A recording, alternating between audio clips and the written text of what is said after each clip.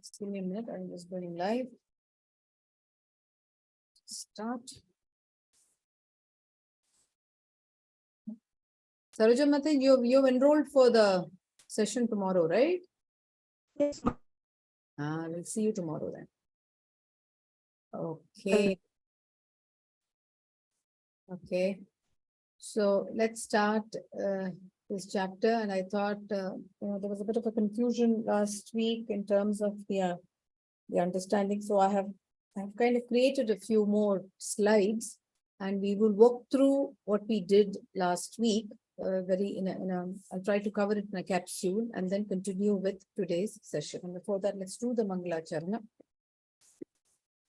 Om Jnanatimrandasya Jnananjala Shalakaya Chakshurum Unmilitam Yena Tasmai Shri Gurave Namah Shri Chaitanya Manovistam Sapita Mela Bhutale Swayam Rupa Kadamahyam Dadati Swapadantikam Vande Aham Shri Guru Sri Yuttapadakam Shri Gurun Vaishnavam Shri Rupam Sagarajatam Sahagana Raghunathan Vitam Tam Sajivam Sadavaitam Savadutam Parijana Sahitam Krishna Chaitanya Devam Krishna Sri Radha Krishna Padan Sahagana Levita Sri Vishakanitam Sri He Krishna Karuna Sindhu Dinabandhu Jagatpate Gopesha Gopika Kanta Radha Kanta Namostute Tapta Kanchana Gaurangi Radhe Vrindavaneshwari Vrishabhanostute Devi Pranamami Hari Priye Vancha Kalpatarubhyascha Kripa Sindhobhya Evacha Patitanam Pavanebhyo Vaishnavebhyo Namo Namaha Jai Shri Krishna Chaitanya Prabhu Nityananda Shri Advaita Gadadhar Shri Vasadi Gaura Bhakta Vrinda Hare Krishna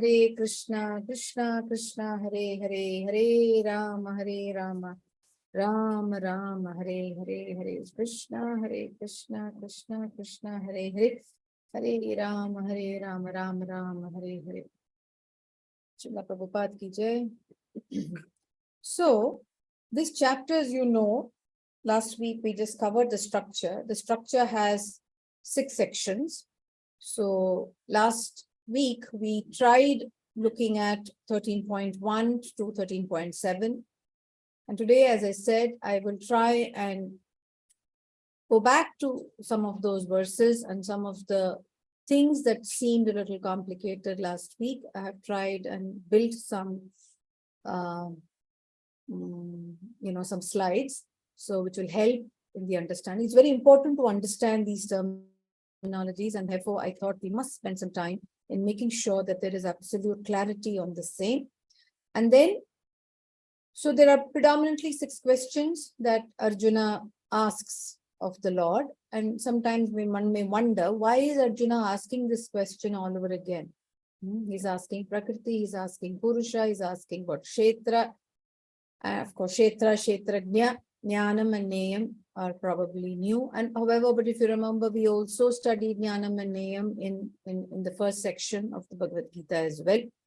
But here he is asking some of these things more in the context of the newer understanding that he has had as part of the previous chapters, where the Lord spoke about how he is all pervading and he is omnipresent, he's omniscient, and he is omnipotent. And he also showed him the Virata Rupa or the Vishwarupa. And then he also says ultimately the best way for one to reach him is through devotional service. And then Arjuna's question also stems from the fact that, he really wants to understand the relationship between matter, that is the energy of the Lord, which we call as the Apara Shakti, and then the spiritual energy, which is the Lord himself, which is what is a Purusha. In 13.2 to 7, the Lord answers the question of Kshetra and Kshetrajna. And we will see what Kshetra and Kshetrajna means. And then in 13.8 to 12, he answers 2 more questions, which is, one more question, which is the process of knowledge. What is knowledge? And how will that knowledge help you towards liberation? And then in 13.8, 13 to 19, he also says, what is the purpose of knowledge? See, there has to be a purpose for the knowledge. What he explains, what is the purpose of knowledge? Why should we gain, or why should we, engage in knowledge? And that purpose of engaging in the knowledge, he explains in 13.13 and 19. And then 13.20 to 26, he talks about Prakriti, Purusha, and the relationship between that Prakriti and Purusha. And then finally, he also talks about what is the vision of knowledge. So that we will do 13.20 to 35. I think we will do in the next slide, but we'll try and see if we can finish up to 13.19. Hare Krishna. So last week we also discussed why bhakti is the ultimate in the yoga ladder.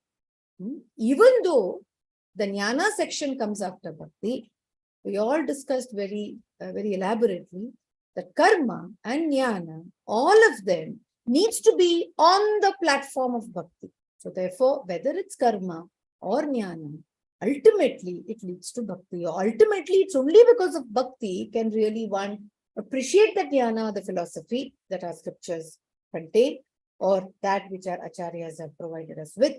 And it is only through our karma can we really engage in that appreciation and also for the love for the Supreme Lord. Okay. So therefore, the final statement was that without the touch of bhakti, both in karma and jnana are useless. This is what Prabhupada writes. And this is what, Lord Krishna is saying, and that's what Prabhupada is time and again stressing. So without the touch of bhakti, karma and jnana are useless. There is another reason why the discussion of bhakti comes in the middle of the Bhagavad Gita, where it can remain in contact with both karma and jnana, and thus lend them value. There's no value to things unless there is that prema, that love, that affection, for that regard, for that consideration of the supremacy of that spiritual power. Then karma, any amount of karma, no amount of jnana will be useful. So then, we also discussed which particular section of Bhagavad Gita discusses bhakti. The ultimate conclusion was that all the chapters discuss about bhakti. Nowhere has the Lord not mentioned about bhakti. And nowhere in any of the purports that we have studied so far has Prabhupada not emphasized on the quality of affection that we must maintain for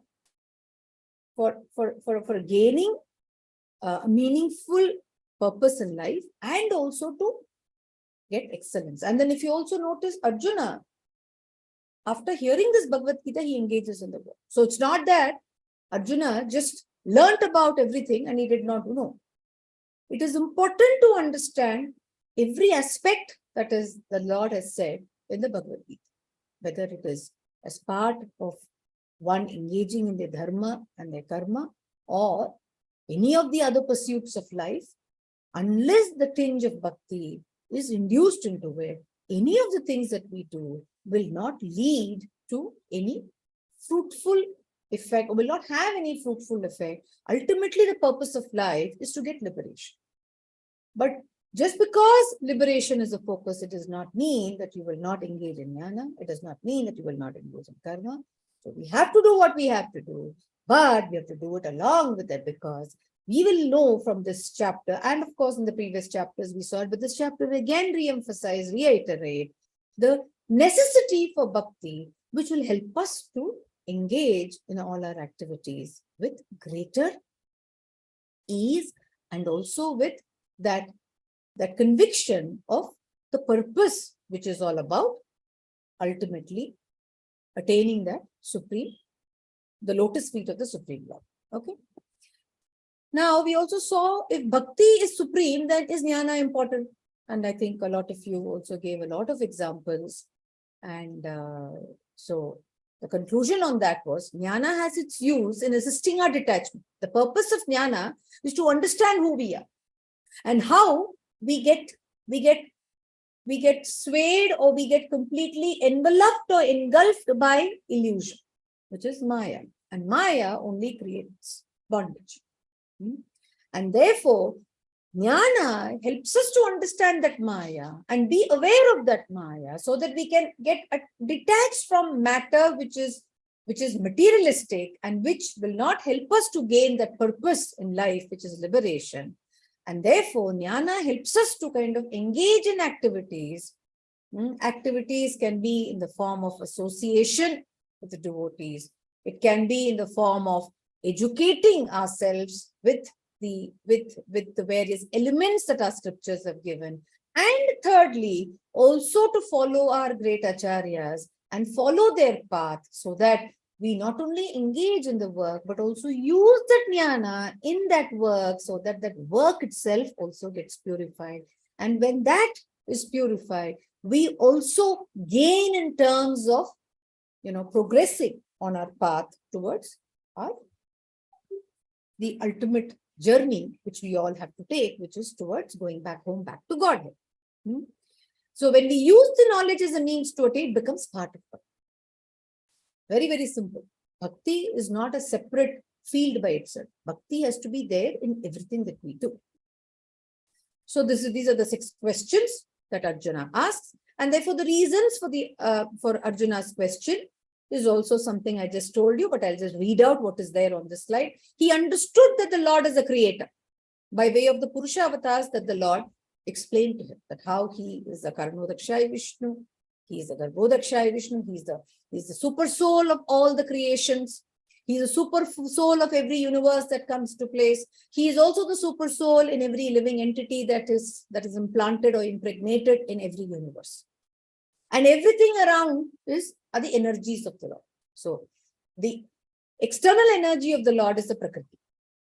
The marginal energy of the Lord, which is higher than the Prakriti, or the inferior energy, or the inferior entity, is the Jivatma. And that's why, and particularly in the Jivatma, we have heard it several times, the human body or the human form is the most precious one, with a lot of responsibility. And we must engage in discharging the responsibility in the best possible way, by taking what? By taking the aid of. And then Arjuna also heard that Bhakti is the one which will help the union of that Atma, the individual part and parts of the various energies in the forms of the Jivatma are called Anuvad. And the Lord is Vibhu, infinite. We are finite and the Lord is infinite. So he also heard from the Lord saying that the only way that the Anuatma or the Jivatma can, ultimately find its solace is by going back home to Godhead and serving that infinite Lord, serving the lotus feet of the infinite Lord. Okay. So let's come to this particular chapter, which is called Nature. Nature is what? Prakriti. And who is the enjoyer? Purusha. And what is consciousness? That is Viveka. Consciousness is Viveka. Viveka means that which gives us that alertness and awareness to various things. So we will discuss that and we will see how each one of them are connected. So the soul, the individual soul, is spiritual. Is spiritual because it's part of that Paramapurusha. Who's that? Who's that? Mahavishnu, Narayana, Lord Sri Krishna, or you call him by whatever name you want. It is that Paramapurusha whose energy is the minute Atma, which is present individually in every living. So we are all individual Atmas and we all have a connect with that Purusha, who's the Mahavishnu. And therefore this Atma or the soul is spiritual. Because the Lord is spiritual, the Atma is also spiritual. And the Atma is embodied. And that is the field. It's called Kshetra. The field that each of the Atmas get to engage in experiences that it desires. Based on the desires, we get a certain body type that we read in Prabhupada's purport. So the field of the body that one gets is the Kshetra, which is to experience and engage in our desires. And these experiences lead to actions, and those actions cause reactions. But all of them are material. When an Atma, and what does the Atma also have in addition to that spiritual spark? It gets a body, it has a mind, it has the intellect, And it also has the ego. Ego is that I-ness. The I, the ego, I or the ego, the intellect, mind, and body is what forms the it is what, is what the Atma is embodied with. Okay. And now, who knows this body? Who knows the body? One who has received the body knows the body, and one who has given you that body and the spiritual spark or the spiritual energy. That is called Kshetrajna. So there are two people who know the body, or who know the field, or who know the Kshetra. That is the individual Atma, and also the Paramatma, who's present along with the Jivatma in the body that it receives. So, Kshetra is a field that every Atma has, and the composition of that field is, it has the body, which is the gross, it has the mind, that is also material. The gross, the body is material, mind is material, intelligence is material, the ego is also material. Everything is material.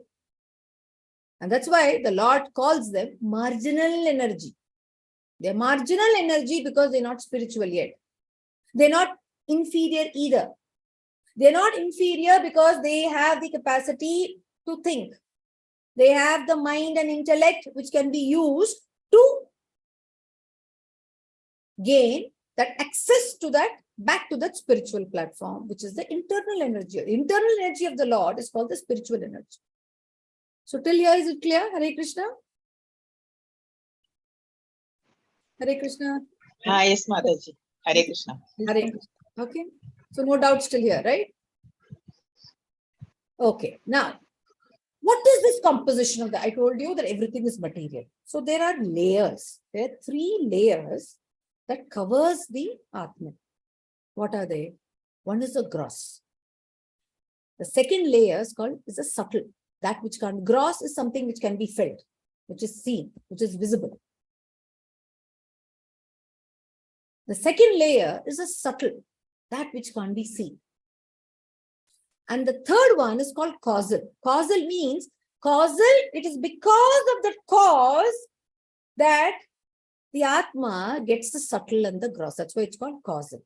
Now in Sanskrit, it is Thula Sharira, Sukshma Sharira, and Karana Sharira. The Karana, because of which the Sukshma and the Sthula came into being. And it's all called Sharira. Again, Sharira in Sanskrit means that which will be subject to decay, or that which will decay, or that which is not permanent, that which is not eternal, that which is not permanent, that which will undergo transformation, that which will undergo, that which will perish, is what is called Sharira. And what is the cause for this Sharira? You see, the Karana. What is the Karana for the Sharira? It is because of our gunas. What is gunas? The vasanas, our desires, and our past actions, and the reactions of those actions, and our samskaras, the habits that we cultivate as part of, being in any body. Our habits, samskaras, our actions, and the subsequent reactions to those actions, and our own desires. So this is the reason, or this is the cause of the body that one gets in any birth. Now let's understand what is Thula Sharira, or the gross Sharira, or the gross body. The gross body is gross. It's formed of the 5 elements, the Mahat. What is that? Earth, water, fire, air, and ether. And how does this get developed? It's again developed by another material form. 2 material forms, the male and female, the union of that creates a new matter, which is another body. So what is this characteristic? It is born of matter, and hence it's called Annamaya Kosha. Annamaya Kosha means that which comes out of the out of matter, or that which Annamaya means that which is that matter which has been developed by way of subsistence on food. That's why it's called Annamaya. And the gross body also subsists on food only. That's why the gross is called Annamaya. And gross is temporary because it has a certain timeline and it's ever changing. There are 6 broad transformations that it goes through. It comes into being, it grows, and then it stays. There's a maintenance stage. Then there is a stage where it starts growing old.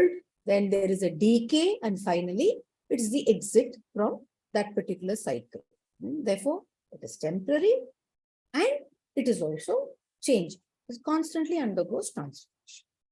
Now, what is the other characteristic of the stula or the gross? It is visible to self. I know this body of mine. You know this. You know your body.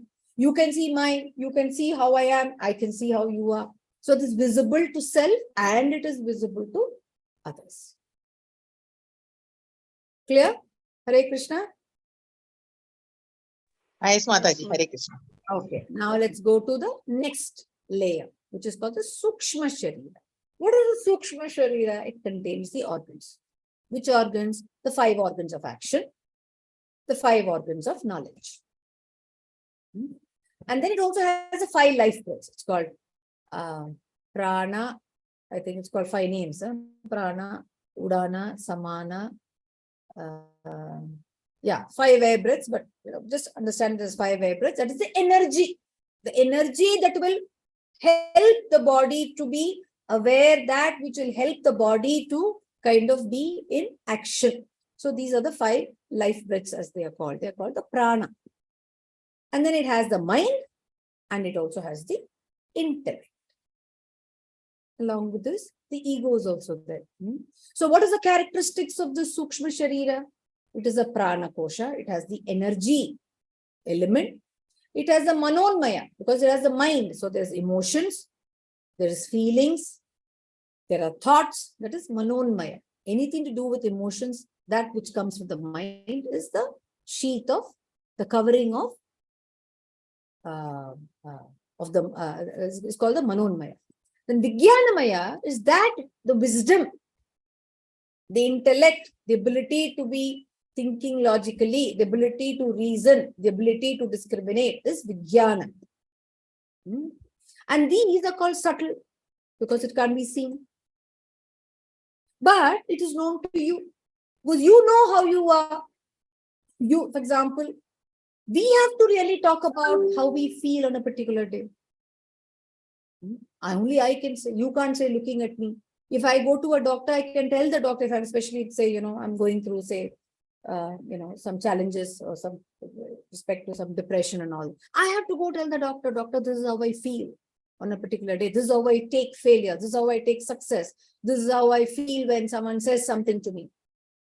So on basis that the doctor will tell you what to do, what not to do, or the psychiatrist will help you in whatever is a way forward for that particular kind of process, or feeling or emotions that the person has declared.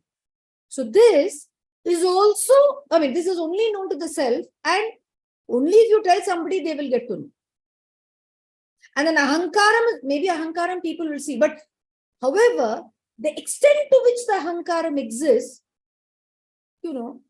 is probably I know. Because the feeling that I think of, how better I am than the others, or how much knowledgeable I am, how much I know.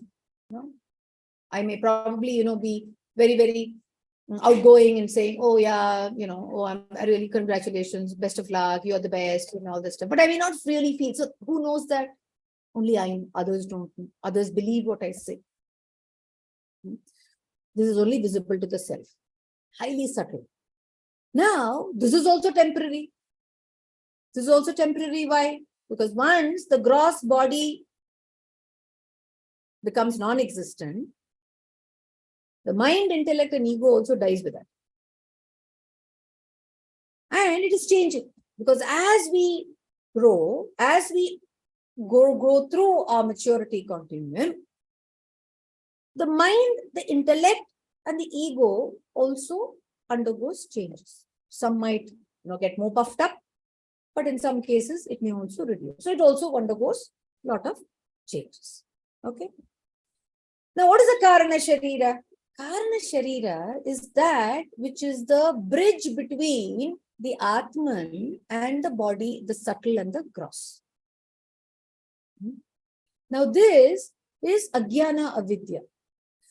The causal body forgets its relationship with that Atman or forgets the relationship of the Atman with the spiritual Purusha. That's why it's called Ajnana or Vidya, or it's called Ajnana Vevasayahi Mulakaran. It's because of Avidya that the subtle and the gross gets created. The Karana is the seed. It is the seed which is the one responsible for one existence and to be the recipient of a certain kshetra or a certain body, that which has the gross and the subtle. And it is said that this is the subtlest, because even the self will not know it. Even I will not know what was that seed which gave me this body and what is it that has given me a certain form of mind and a certain abilities in terms of the intellect and the kind of ahankaram that I carry. Even I don't know from where it all came. Many times we say, oh, nobody in the family was like this. Right? So that is unknown to everyone and unknown to the self also. Some children are born precocious. They're extra smart. Nobody, in probably in the generations of the family history or the family tree would have been like that. Some children are born, there is that spark that comes about in a family. All that is from the seed. And the seed, as I told you, is the past, which is the gunas, the samskaras, the vasanas, and our own karma. And this causal body or this Karana Sharira is the source of the gross and subtle. And then once the Karana Sharira is able to remove or is able to peel off that wheel of avidya, it engages in that bliss state, which is called Anandamaya Kosha.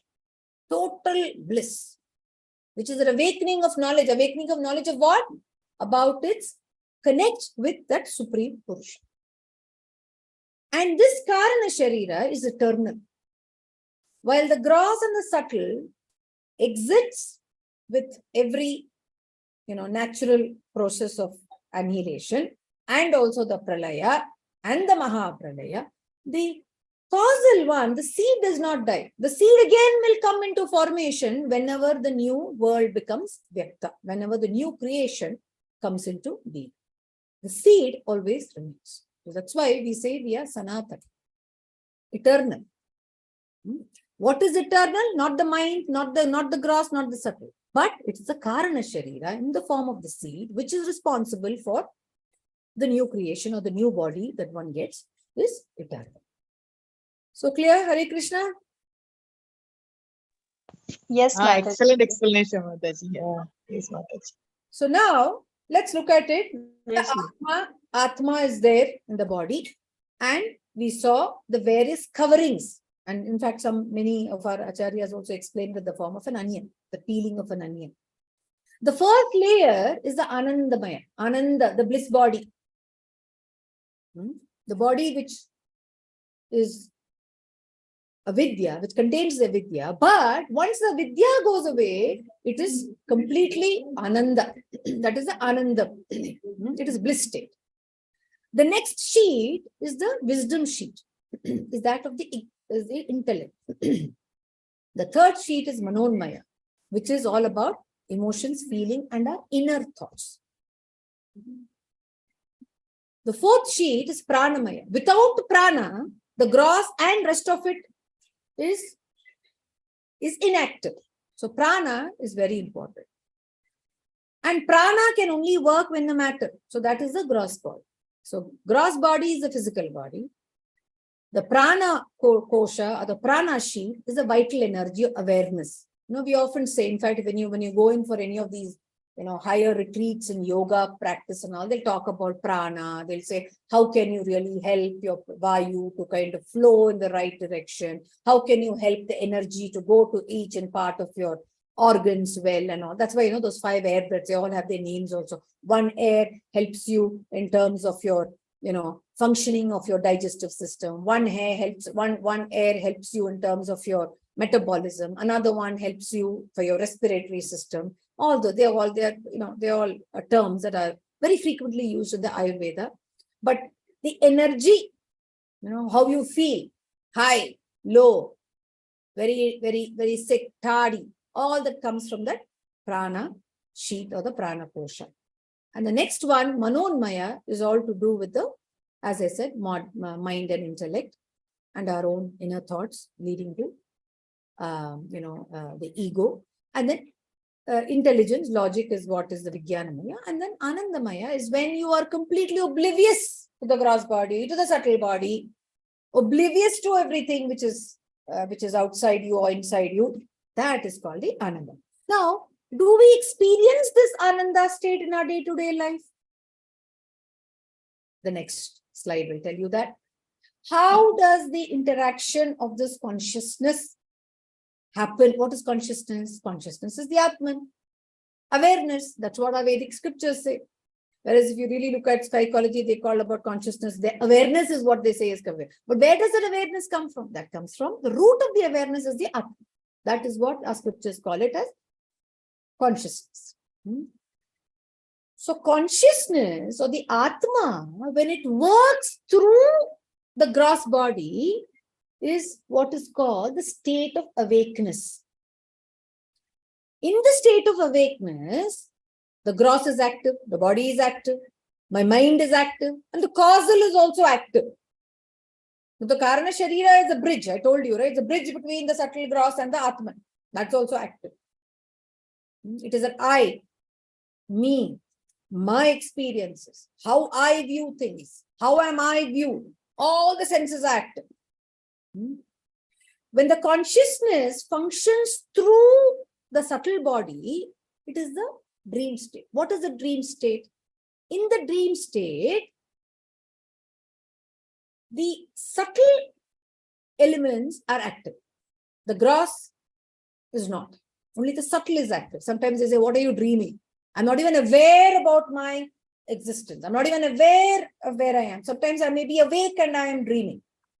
That is when you're unaware of your gross and you're unaware of your environment or your surrounding. It can happen in two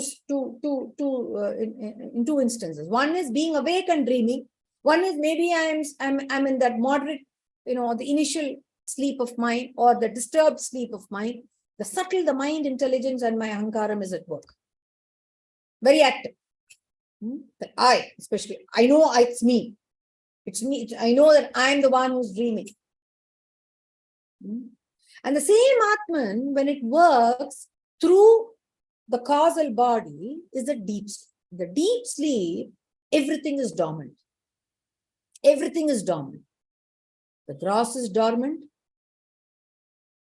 The subtle is dormant. And the causal is also absolutely in a happy state. There is that absence of I. You don't know who you are. That's why, when you had a good sleep, you feel nice and refreshed. What is the reason? Everything. All the elements in our sharira, everything is at sleep or in a dormant stage. That is called the deep sleep state. Now, in Nectar of Devotion, this is what is stated, Nectar of Devotion, verse 30. There is an authoritative statement in the Garuda Purana about mystic yogis who are under direct shelter of the Supreme Personality of Godhead.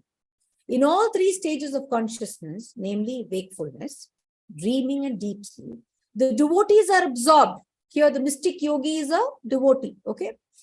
So, in all these 3 stages of consciousness, namely wakefulness, dreaming, and deep sleep, the devotees are absorbed in the thought of Supreme Personality. For a devotee, it really doesn't matter whether he is, remember that shloka, action and inaction, inaction and action.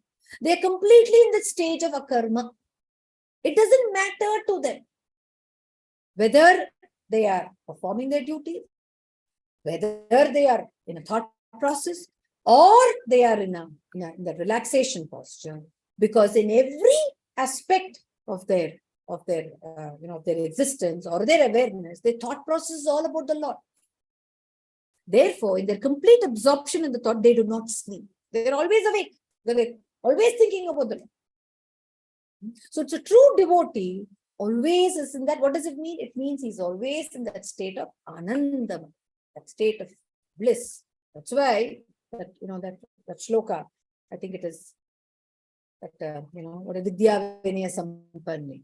He's always, he sees the Lord in everything. He knows the Lord is there with him. He knows the Lord is there outside of him, and he is totally at peace with everything. He doesn't get disturbed. He's not disturbed by the dualities of life. He does not experience, he does not get perturbed or disturbed by any of the experiences, good, bad, or ugly.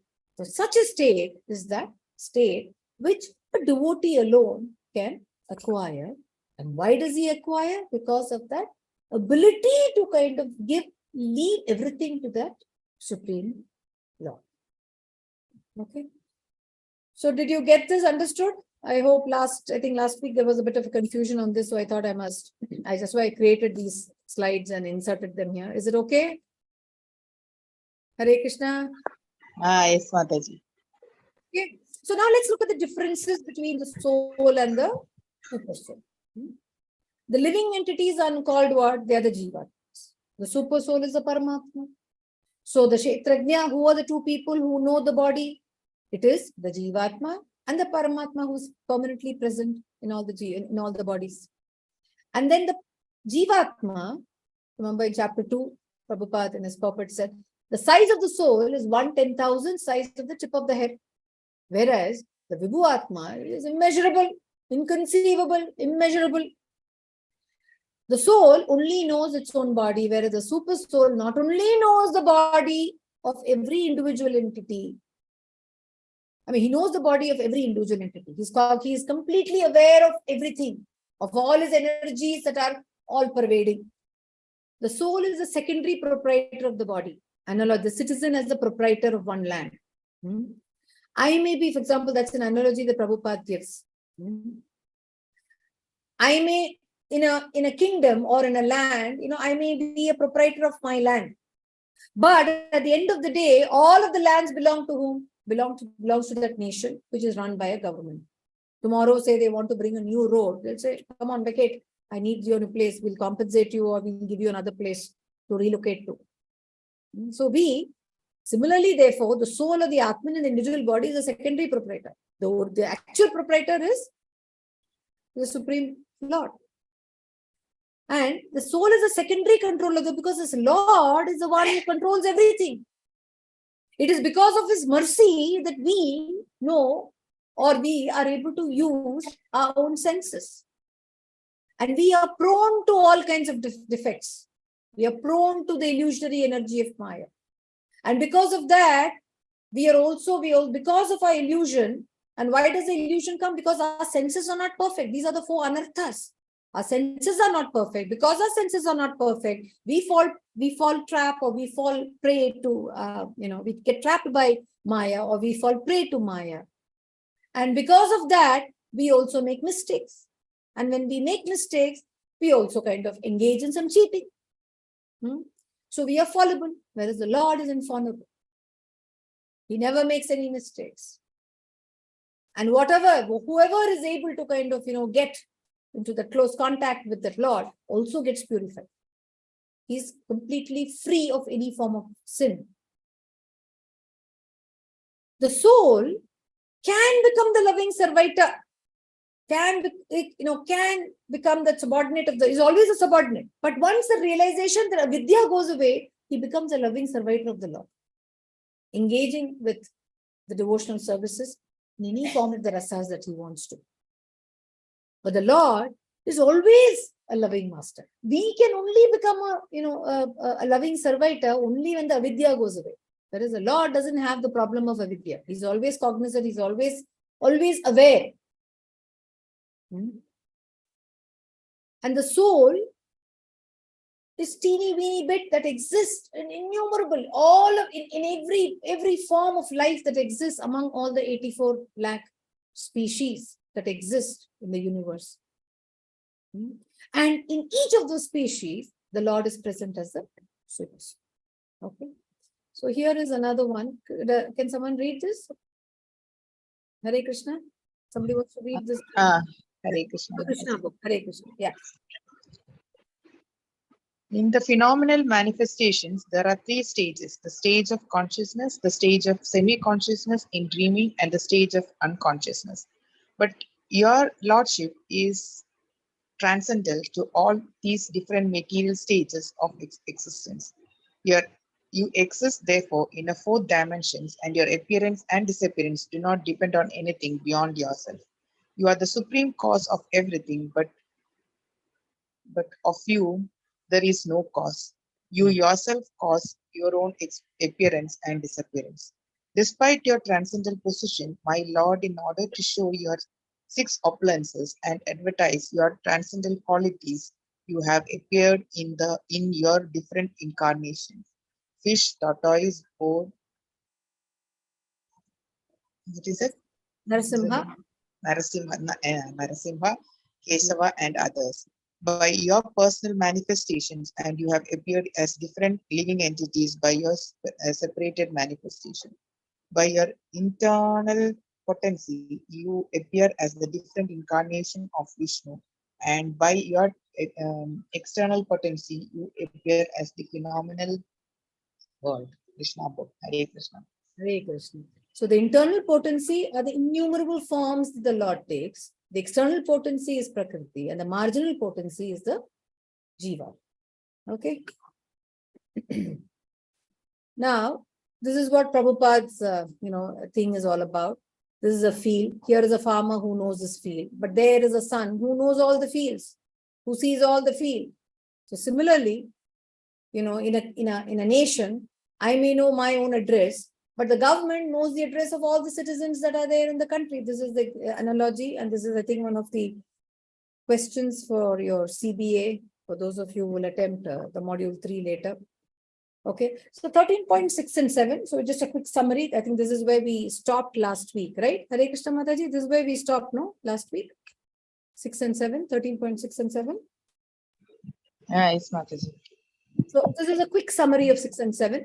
So understanding the body as being compared to the 24 elements. The body is made of the 24 elements. What are these 24 elements? The gross is 5 great elements: earth, water, fire, air, ether. 5 knowledge acquiring senses: ears, eyes, nose, tongue, skin. 5 working senses: voice, hand, legs, evacuatory organ for procreation. 5 sense objects: smell, taste, form, touch. Mind, intelligence, false ego, and the pradhana, which is the gunas, the prakriti.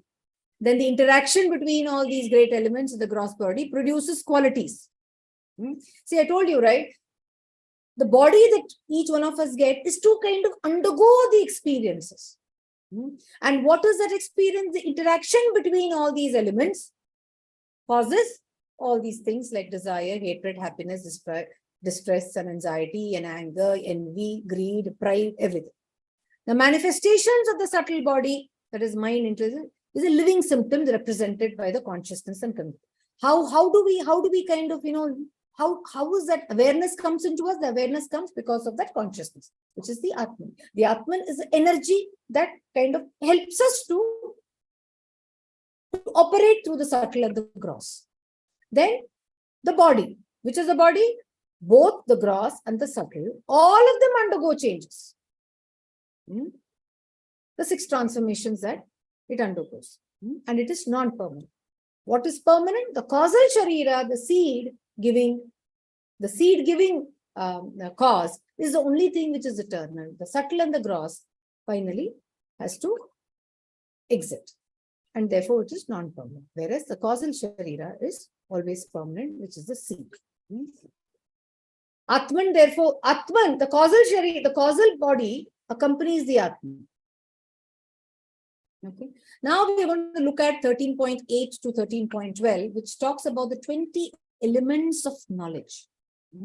So here, the previous one, the Lord answered. He answered about Kshetra and Kshetrajna. in the previous verses from 13.2 to 13.7. Now 13.8 to 13.12, he's going to talk about Jnana, because that's what, that was one of the questions of Arjun. So here the Lord is going to answer the fifth question, which is Jnana. And then in these verses, Krishna describes the different aspects of the saintly character by which the soul can disentangle itself from the material. What is the purpose of life? What is the purpose of the human life? The purpose of the human life is to disengage, disentangle, and disembark from this materialistic tendencies which come from the gross and the subtle. And to ensure that we are able to remove or reduce the size of the seed, reduce the components of the seed, so that we kind of, engage in activities that will help us to, go towards the path of liberation or moksha. Thus, the following are the aspects of knowledge. Now, Prabhu, the Lord says that these 20 elements is what is knowledge. And anything else, he says, is avidya. So let's look at that. So let's look at the shloka. I think, these are there. Amanitvam. Amanitvam means, can you, each of you open your book as well? Amanitvam is humility. Now, Prabhupada, I'm not going to read the whole of it. I asked you all to read. I don't know how many of you all were able to spend time reading it, but we will read bits and pieces of the purport. So, Amanatvam, the humility, no expectations of respect. So, this we are going to read the purport of Prabhupada. Let me just give me a minute. Let me go and pull up Prabhupada's. Is Veda base visible? Hare Krishna. Yes, Mataji. Hare Krishna. So we will look at the thing of humility. Let's see, where is this? Let me just, I'll just tell you which part to read. We won't read the whole thing.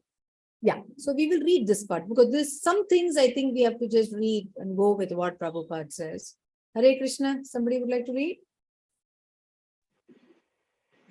Hare Krishna, Mataji. Yes, Mataji. So I'll read it from the book. Okay, Mataji. Only the first para. Yeah. This process of knowledge is sometimes misunderstood by the less intelligent men as being the interaction of the field of activity. But actually, this is the real process of knowledge.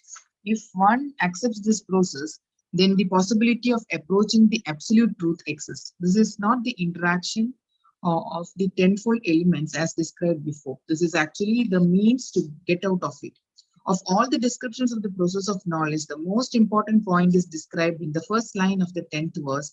The process of knowledge terminates in unalloyed devotional service to the Lord. So if one does not approach, or it is not able to approach the transcendental service of the Lord, then the other 19 items are of particular value, or of no particular value. But if one takes to devotional service in full Krishna consciousness, the other 19 items automatically develop within him. The principle of accepting a spiritual master, as mentioned in the 7th verse, is essential. Even for one who takes to devotional service, it is most important. The transcendental life begins when one accepts a bona fide spiritual master. The spiritual personality of Godhead, Sri Krishna, clearly states here that this process of knowledge is the actual path. Anything speculated beyond this is nonsense. Hare Krishna. So Prabhupada says the 20 qualities that the Lord has given us as part of these verses is actually what is Vidya. And anything which is outside of this, it says, is ignorance, which will actually kind of lead you to more and more material miseries. Okay. And then we're not going to read the next one. We're just going to kind of go through some of these elements just as they are. And some I'll get back to you. So humility means no expectation of respect. So the best example is one of, I think the example of Sukadeva Goswami. He was such a highly enlightened soul, such an evolved soul. But he was so humble. He was very, very humble. In fact, they said when he kind of, spoke the Bhagavatam, there were such exalted souls who were there among the listeners. There was Parashuram, there was there was his own father, Vyasadeva. But Shukadeva Goswami was absolutely humble. He had no ego and he had nothing called. And he actually, he offered his obeisances to everyone before talking through the Srimad Bhagavatam. And similarly, even Raja Ambarish, he was such a elevated soul. He was so humble, even when Durvasa Maharishi was being nasty with him. So therefore, humility is one element which the Lord gives a lot of importance to. If there is no humility, we can't even enter the realm of faith and we can't even practice devotion. Because devotional service is all about completely having that servitude attitude to the Lord and also to the devotees of the Lord. Very, very important. The association with the devotees and, being extremely nice with the devotees. When I say nice means, you are not showing your ego or you're not getting into the process of fault finding in the devotee. Is what is one of the characteristics of a highly evolved person who's called a Uttama Adhikari. Now, Kanishta Adhikari means one who's just engaged in basic level of devotional service. They believe going to temple, doing some puja part here and there is all devotion all about. The next stage is Madhyama Adhikari. Madhyama Adhikari understands that the God is everywhere and also likes the association of devotees, but is kind of little averse to others who are not devotees. But Uttama Adhikari is one who understands the presence of the Lord in every Jivatma, who is nice to the devotees, but is also equally compassionate to the ignorant as well. That is, such a person, such an evolved person is called an Uttamadhikari. And how does he become an Uttamadhikari? The compassion in him brings about the humility because he or she understands that everyone is that spark of that supreme energy. Okay. And the next one is pridelessness, not being anxious to be famous. This again, examples can be Shukadeva Goswami and Ambarish Maharaj can be good examples. Pridelessness, not they just go about doing their duty. They don't really look for results. They don't really look for to kind of, have a sense of the doership. The ahankaram in them is not there. The next one is non-violence. Here, Prabhupada says, non-violence, it generally does not mean not killing or destroying it, but actually non-violence means not to put anybody into distress, being careful with the words we use. Very, very important. That's all. Sometimes the words can actually, can be even more lethal than probably actual lethal weapon itself. Being very cognizant of how we behave, how we engage in our interactions with everyone can also sometimes be seen as very arrogant. Arrogance is also a form of non-violence. So he says, not putting anyone into distress by any means, either by body or by words or by any other means. The next is tolerance, bearing all insults and dishonor. Lord himself was a standing tall example for Shishupal. He says, Shishupal, he gave a promise to Shishupal's mother, who was his aunt. I know your son is, she said, because she knows that Shishupal's death is ordained in the hands of the Lord. So she says, you have to forgive my son, and you should not unnecessarily kill him. The Lord says, I will not. I will give him 100 chances. So therefore, tolerance is very important. It doesn't mean that somebody comes to attack us and we don't protect ourselves. What it means is unnecessarily don't fall to provocation. But however, the provocation is something which is horrible, terrible. That time, yes, it's something that affects your dignity. It is something that's going to affect your life. It is something that is going to put you into distress and others into distress because of that. Yes, there's a need for you to act. But if nothing of that, just move away from that scene. Just move away from those kind of situations. Simplicity. This is where I want to read what Prabhupada has said. Just give me a minute. Let me go to, as I said, some things we have to read what Prabhupada says. There's no second thought on that. Can somebody read this, Hare Krishna? You can see the Veda base, right, Hare Krishna? Hare Krishna Mataji. Yes, Radha. Simplicity, yeah. Simplicity means that without diplomacy, one should be so straightforward that he can disclose the real truth even to an enemy. As for acceptance of the spiritual master, that is essential, because without the instruction of a bona fide spiritual master, one cannot progress in the spiritual science.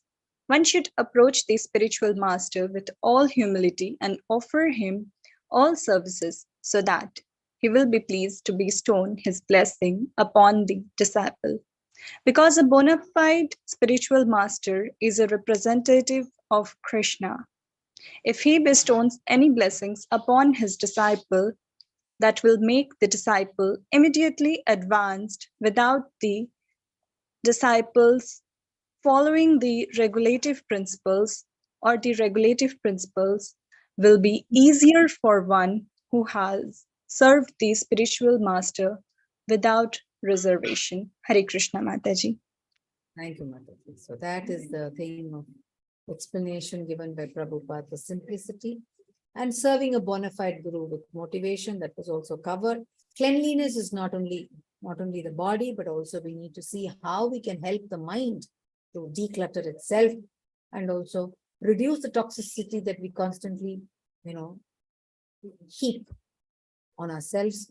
The next one is steadiness. Steadiness in particularly in spiritual life is very, very important. And that's why, devotee association is important, because that helps you to kind of keep yourself steady by encouraging each other. Because the true devotee quality is also to encourage and also to kind of be tolerant and to also help a devotee to progress in their spirituality or their spiritual path. Then self-control, very, very important. If there's no self-control, everything will go haywire. Renunciation. Renounce such things which is actually kind of taking you to the wrong path or taking you away from the path of spirituality. You must give up those things. For example, I think I told you before, in olden days, people used to go to Kashi and give up things. Some material things had to be given away when they go there. So invariably, they'll give away things which they don't want. No, that's not how it should be. It should be giving up things which actually will help you to kind of stay on the path of spirituality and spiritualism. No false ego. This again, I want us to read Prabhupada's purport. No ego. Yeah. Can somebody read this, Hare Krishna? Somebody wants to read this? False ego means accepting the body as oneself. Hare Krishna Mataji. Okay, Mataji, you read. Yeah, I've read already. Who's reading? Somebody wants to read? Yeah, I think Mataji, are you reading or I'll read? Okay, then I'll read, Mataji. False ego means accepting this body as oneself. When one understands that he is not his body and his spirit soul, that is real ego. Ego is there. False ego is contempt, but not real ego. In the Vedic literature, it is said, Aham Brahmasi. I am Brahman, I am spirit. This I am, the sense of self, also exists in the liberated stage of self-realization. This sense of I am is ego. But when the sense of I am is applied to this false body, it is false ego. When the sense of self is applied to reality, that is real ego. There is some philosophers who say we should give up our ego, but we cannot give up our ego because ego means identity. We ought, of course, to give up the false identification with the body. Hare Krishna. So ego Hare is Krishna. Hare Krishna. Mataji, so here, what exactly they say that you have that? Can you just explain on that? Because we are all Atman. We are all Atman. We all have our independent identity. That is what is called the independent identity for each of the ego. And the ego, Prabhupada says, it is even when you are liberated, because you remain as that individual Atman or the individual soul or individual speck or individual part of the Supreme Person. But when you kind of identify your ego with your body, is then is false ego. Mataji, it's not clear what you're saying. Can you say False once ego again? is, see, we are part of the Supreme Brahman. That is ego. I am Brahmasmi means I am part of that Brahman. I am part of that Supreme Lord. That is ego. That ego is fine because you want to serve that Lord. You want to serve God in your individual capacity. That is real ego. But when I put your eye to the body that you have, which is changing and temporary, that is false. Thinking I am the body is false. Thinking I am part of the Supreme Brahman is real.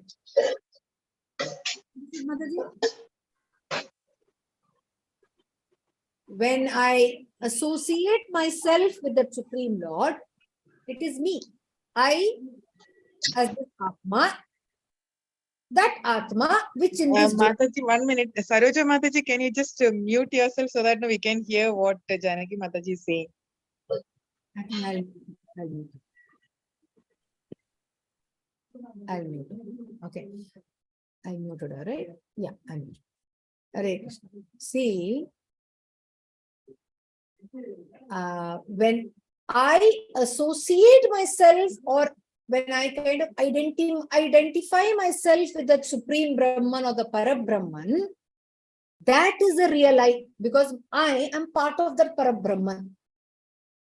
I am a part of that Parabrahman, and that Parabrahman is the one who has given me the energy to be who I am.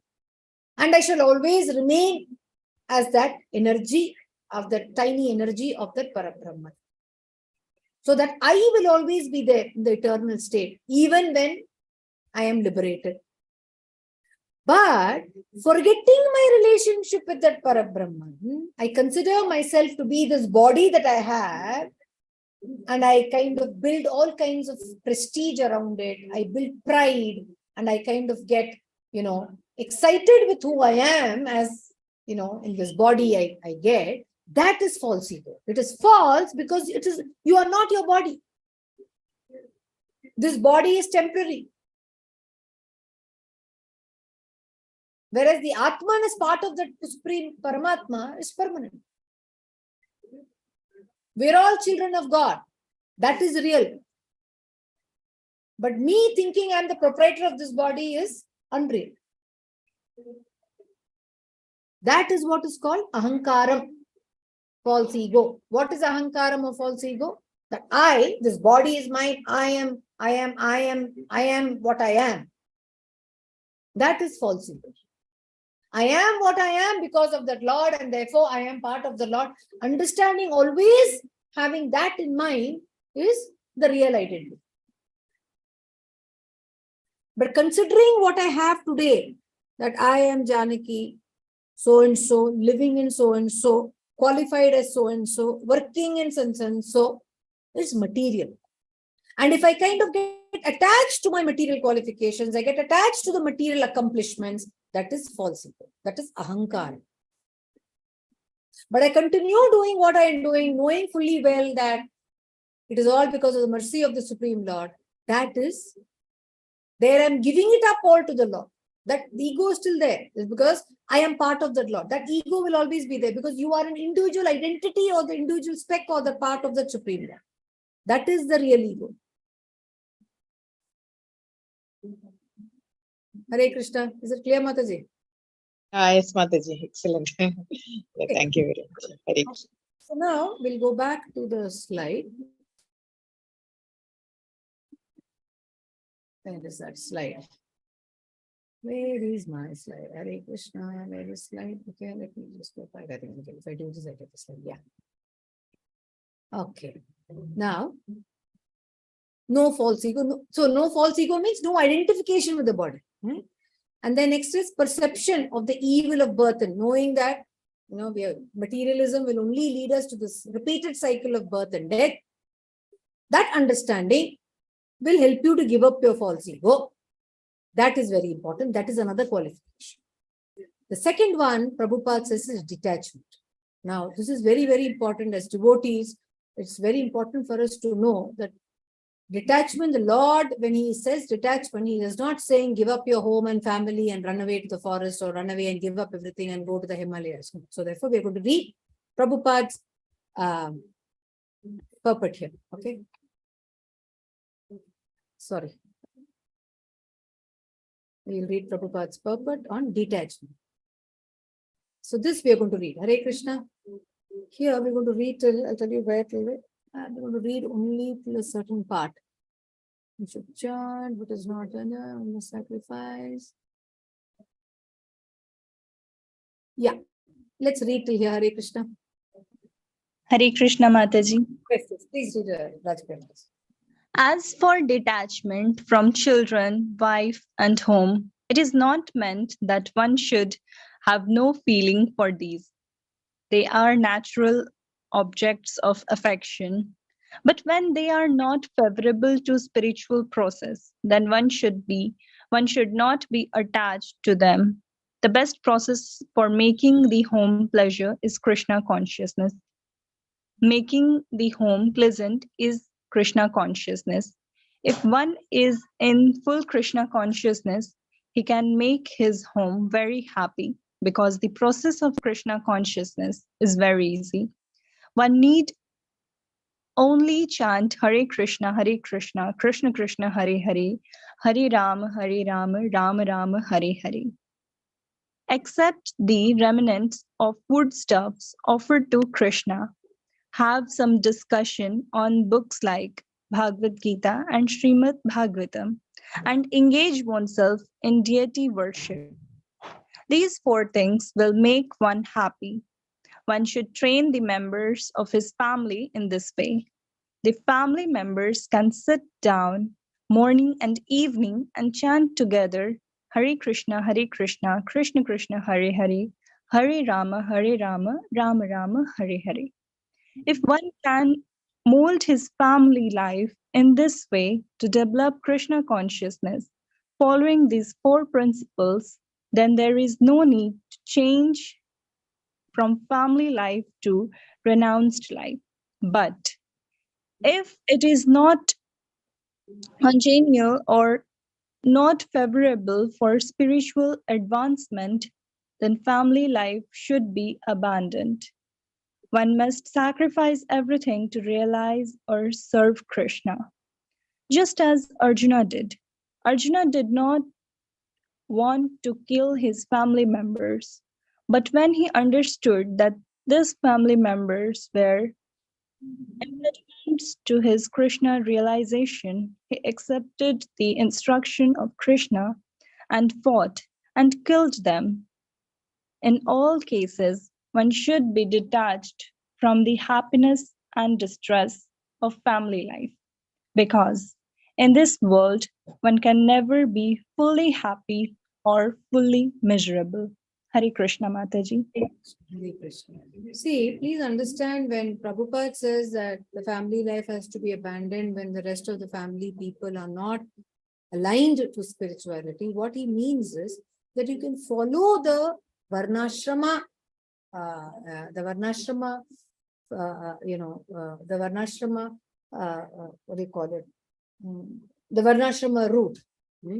You can, at the appropriate time, you can take the Vanaprastha and the Sannyasa, the stages. So does not mean that you'll just drop everything just because, you are more spiritually inclined or you are more engaged with spirituality or you like spirituality. You can't just give up your children and your family, your spouse, and drop them all one day and just walk away. You have to fulfill your responsibilities toward them, but continue with what is something that is drawing you to. However, when your responsibilities are fully discharged, that's a stage when you must take up your Vanaprastha and ultimately sannyasa. You remember, I also gave you the example of one of the Prabhujis who's one of the teachers in ISKCON. He was a diamantaire in the US, and then once he kind of, he got involved with the Krishna conscious movement and the Hare Krishna movement in the US. But however, he continued with his business. He ensured that his wife and children are well positioned and well placed. And once they were all well positioned and well placed, he moved on to a permanent, a sannyasa life in ISKCON. And similarly, Prabhupada also did the same thing. He had his business, he had his children, he made sure that everyone is capable and they were standing on their feet. And when that happened, that's when he went to Vrindavan. Okay, so that's what it means. So it should not be mistaken when he says when others are not spiritual, you can walk away. No, you fully discharge. What it means is you have to fulfill your discharge. You should discharge your duties. You should fulfill all your responsibility. Once your responsibilities are fulfilled, making sure that the people who are dependent on you are independent and standing on their feet, that's when you can follow the last two stages of the Varnashram. Okay? Hare Krishna. So I will go back to our slide. So that is detachment.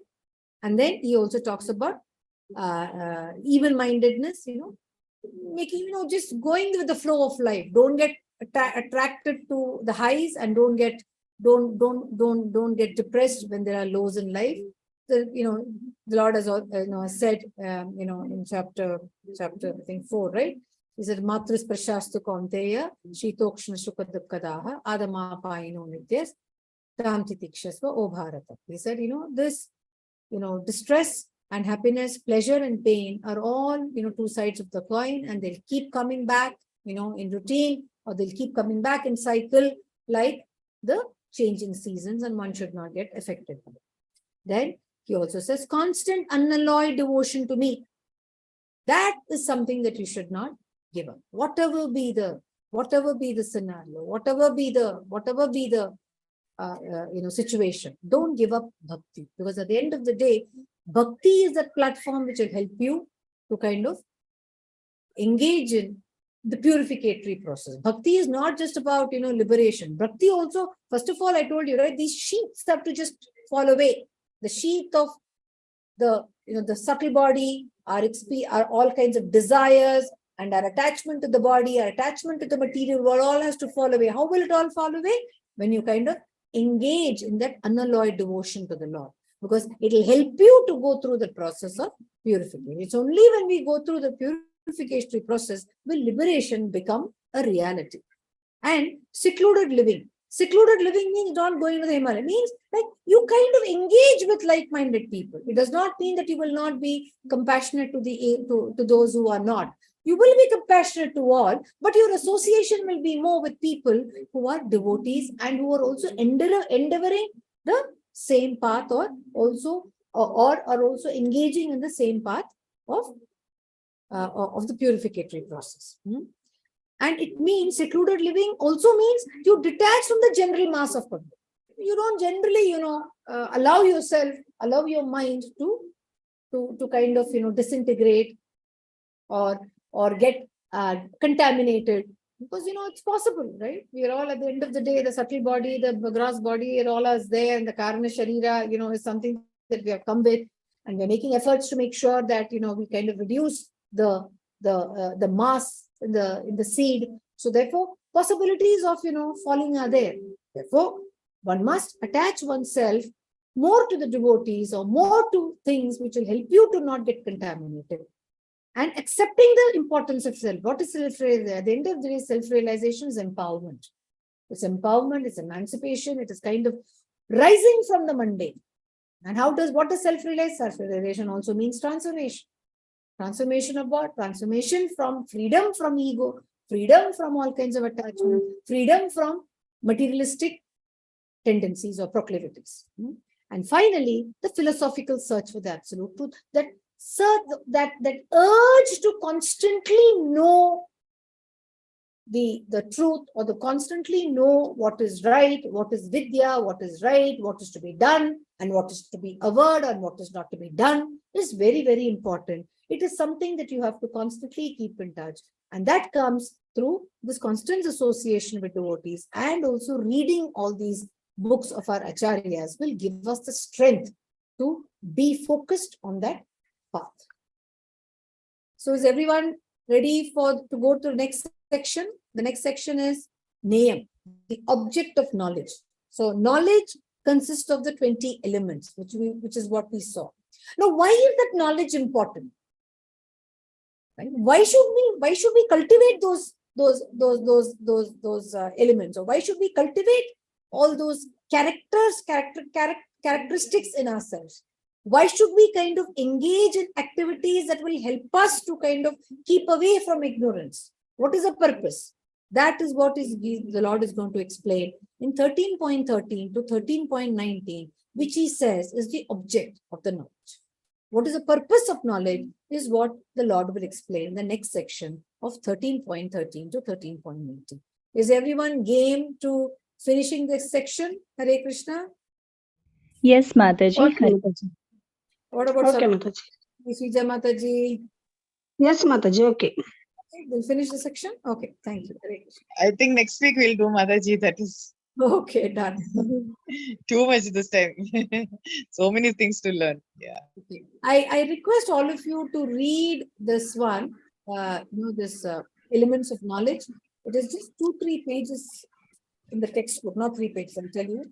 It is 1, 2, and 3 and 4. Please read it once again.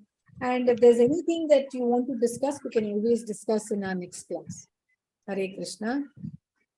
Okay, so now I want to ask those of you who are taking the exam on the Bhakti Shastri second module. Saroja Mataji, you are there. I don't see. Hare Krishna, Mataji. This coming Sunday, I'll do my close book, Mataji. You want to do? Okay, let me check Close with. book. Let me check with Vinod Prabhu and with Okay, Mataji. both of, because we'll have it together. Okay. Okay, Mataji. There's no thing. We'll have our regular classes next. Okay. Okay, Mataji. Others are not ready because Vinod Prabhu just messaged saying that he's traveling. He came to the class and he left because he was traveling. Yes, Mataji. And another thing is, I think Saroja Mataji, you are joining tomorrow for the class on Mahabharata. Yes, Mataji. Yes, Mataji. I'm joining. I'm waiting for it. Yeah, great. And I'm looking forward to it. Hare Krishna, Supriya Mataji, Hare Krishna, Uday Prabhu, Hare Krishna. Any questions, anyone? Mataji, one question that regarding that you said about simplicity. Simplicity or maybe humility also.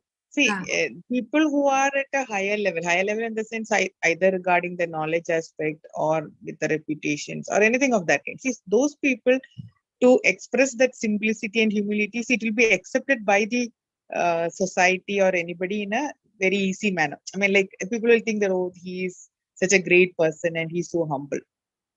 But when it comes to a normal person, see, one person who is not having anything in particular to show off in the sense like, see, is neither regarding the knowledge aspect or any other aspect, that person is not having anything great. See, such person who is showing so much of humility, see, people will take him for granted or maybe will be considered as his inefficiency. I mean, this is what I felt. So what do you feel about it? Can you speak something on that? Anyone wants to share their thoughts on this? What Mataji says is the simplicity sometimes gets taken for granted. Just because that's it. Are they likely to be taken for granted? Hare Krishna. Anybody wants to respond to that? Hare Krishna, Mataji. Yeah, you will. Mataji, I believe that if someone at higher position is flaunting or flexing something, obviously they are having much sources and scopes. So obviously, everything which will be shown or told by them will get more attention. But on the other hand, if someone who is not that much reputed is showing simplicity, I don't think there is something taken for granted. Because if you are working hard and you are simple, it's really a blessing as a human being, and nothing gets taken for granted, even like for short time, or it is temporary actually. But if you are working really hard for something, sooner or later you will get like rewarded and awarded for it. Hare Krishna, Mataji. That's a great way of looking at it, Mataji. Thank you so much. Yeah. So let me just share with you two live examples on this aspect. One is, yes, very often it just so happens just because, someone is very humble and someone is always, forthcoming and helpful. Such people are often, taken for granted, or people just assume that, we can all, if nothing works, okay, we can go to that person and get the work done out of them, right? So this is where it is very important for all of us to draw our lines. We need to see how is it, or how are we kind of positioning ourselves. Simplicity does not mean that we should give up our dignity. We should maintain our dignity. We should let people know that you can't take me for a ride.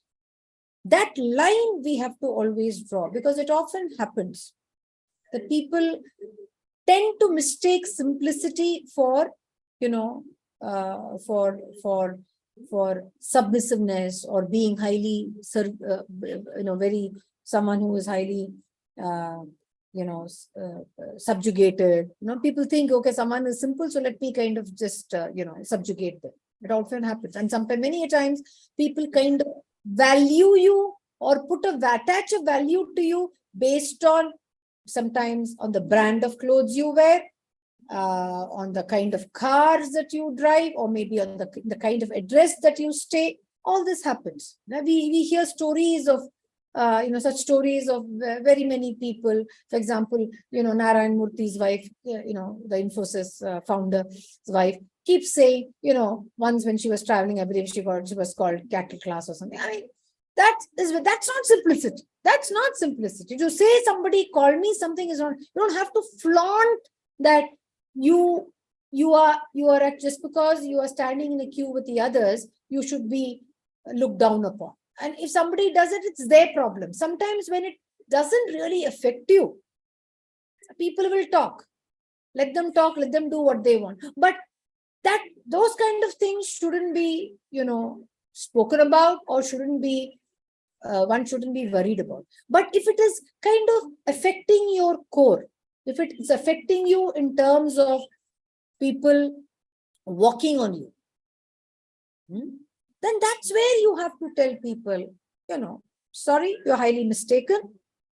Don't take my humility as innocence, or consider me as gullible. I'm sorry. I will draw a line here. Because there it is actually, someone is transgressing on your dignity. Someone is transgressing on your what do you call it? On your goodness. That is not acceptable. It amounts to non-violence. It amounts to somebody being violent with you. It may not, that's why I said violence always does not mean using a lethal weapon. It is also a certain behavior that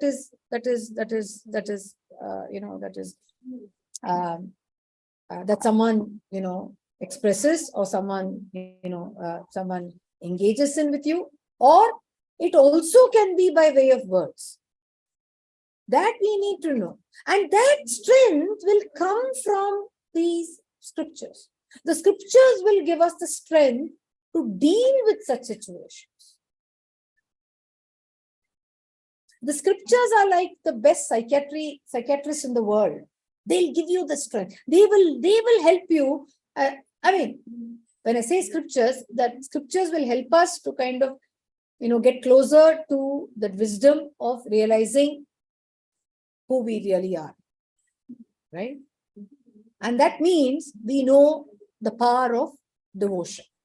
Devotion will give you the strength to deal with situations.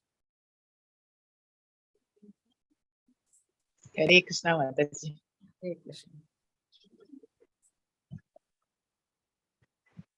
Any other question or any other thoughts, any other realizations? Hare Krishna. Mataji, that slides which you showed today, can you just share that so that now we can look into it? Yeah. Okay, I'll share it till whatever we are done, and then I'll share the whole. I'll share it, Mother. Yeah, thank you, Mataji. Hare Krishna. Hare Krishna. No question. Then we'll end the class today, and we'll meet next week. Vancha kalpatarubhyascha kripa sindhobhya eva cha patitanam pavanebhyo vaishnavebhyo namo namah. Hare Krishna, Krishna Krishna, Hare Hare, Hare Rama, Rama Rama. Let's pray, and let's pray for all the families and all the people who have, who have been affected by the railway accident, the Coromandel railway, the Coromandel train that met with the most worst accidents that I have seen. I belong to the railway family. My father was in the railway, so I've seen such kind of accidents. I've seen accidents, but I've not seen an accident of this magnitude and the way this happened today. So let's pray for all those people. And I also have a lot of affinity to that train because I used to travel, for the first 25 years of my life, I've traveled by that train. I've taken the train almost 2 to 3 times in a year as a student and as a child, traveling to my grandparents' home and all that stuff. So it's really, really very, very distressing to see what has happened. So let's pray for all of them, and let's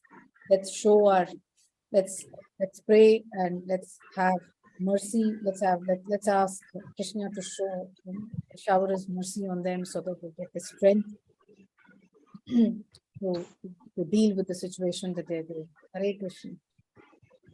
Sure, Mataji. Hare Krishna. Hare Krishna, Hare Mataji. Krishna.